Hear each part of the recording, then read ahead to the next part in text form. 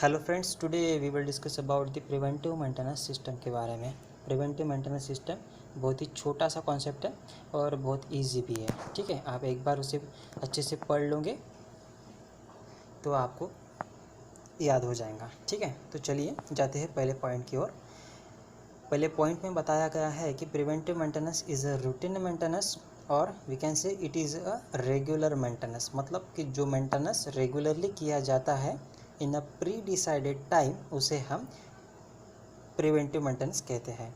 ठीक है, दूसरे पॉइंट में बताया गया है it work on the principle of prevention is better than cure.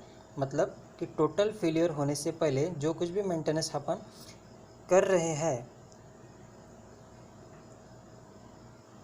हैं और या करते हैं तो वही प्रिंसिपल पे एक काम करता है।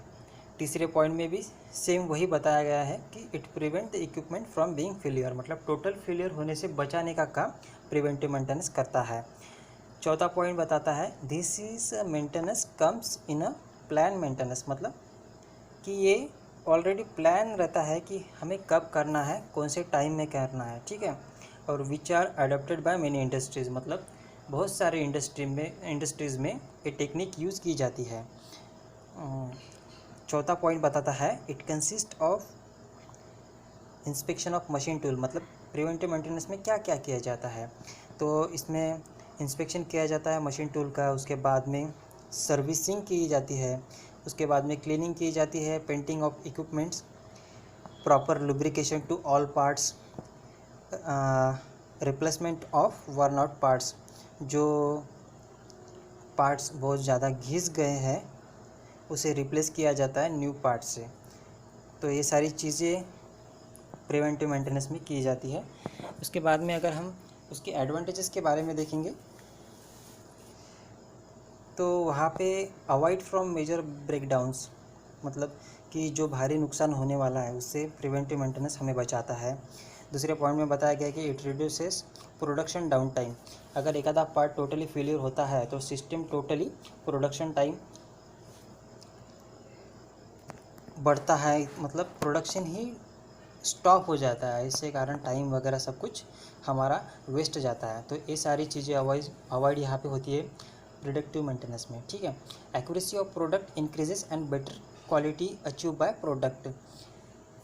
अगर सारे पार्ट्स और सारी सिस्टम अगर अच्छे से काम करती है, प्रॉपरली वर्क करती है, तो ऑब्वियसली हमें प्रोडक्ट की एफिशिएंसी भी बढ़ती है और बेटर क्वालिटी हम अचीव कर पाते हैं।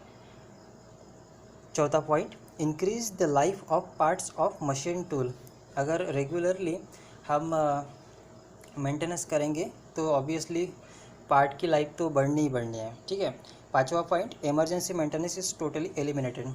अगर हम रोज़ मेंटेनेंस कर रहे हैं, डेली मेंटेनेंस कर रहे हैं, तो हमें इमरजेंसी मेंटेनेंस करने की कोई वहाँ पे गरज ही नहीं पड़ेगी। ठीक है, और डिसएडवांटेज के बारे में अगर हम बात करते हैं तो मोस्ट स्टाफ रिक्वायर्ड। मतलब ये सारी चीज़ें हम कर लेंगे, रोज़ रोज़ हरदम करेंगे तो उसके लिए स्पेशल स्टाफ की भी हमें रिक्वायरमेंट रहेंगी।